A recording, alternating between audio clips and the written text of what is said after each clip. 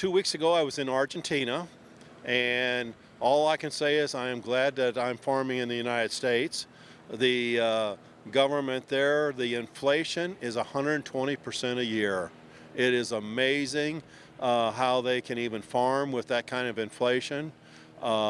They've also, the farmers there are experiencing one of the worst droughts in this past year in Argentina. They've got soybeans that are only about maybe 8 inches high with 10 pods on them that they're not even going to harvest. Some are maybe 2 foot tall with pods with no beans.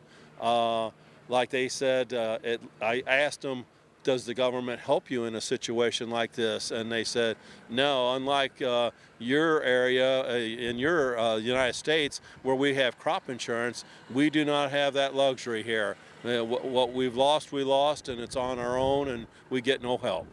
So, I mean, it just blows your mind when you go to a restaurant, there's no prices on a menu because the price can change daily. You mentioned they didn't have crop insurance. We do here, and I know that's probably one of the highest priorities of ASA in the Farm Bill. And so this is a hot time for that. Definitely is. Our farmers are definitely wanting the crop insurance to be left intact on the Farm Bill, and all indication is that definitely is not going to be a problem at all. It will be left in the Farm Bill. I think our biggest issue is whether or not we're going to get this Farm Bill done by December 31st. I'm hopeful, but Congressman Bost yesterday from my district, he said if by some reason that it doesn't get done, at least they will make sure that the existing Farm Bill will stay intact until the new Farm Bill gets in place.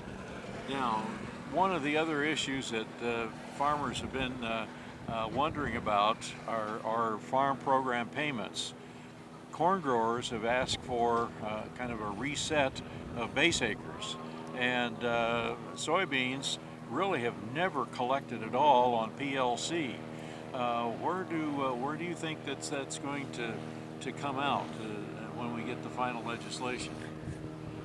Well, we're hoping that the reference price gets raised, and every time I bring it up in D.C. with the legislators, they keep saying, well, there's no new money, but they are now finally starting to say, well, we might be able to pull some money in an area that's not being used as much and put into a different area. So there is at least some talks of maybe some movement of money around in different areas.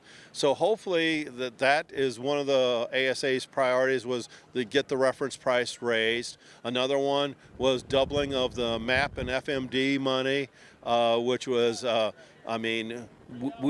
that program's been in place for over 20 years and have never increased it at all.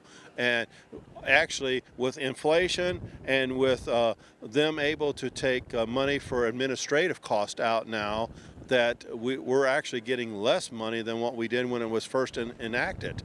So that would be a big help doubling that both MAP and FMD. MAP is a market access program, and FMD is foreign market development. Yes. Those, of course, are key trade opportunities.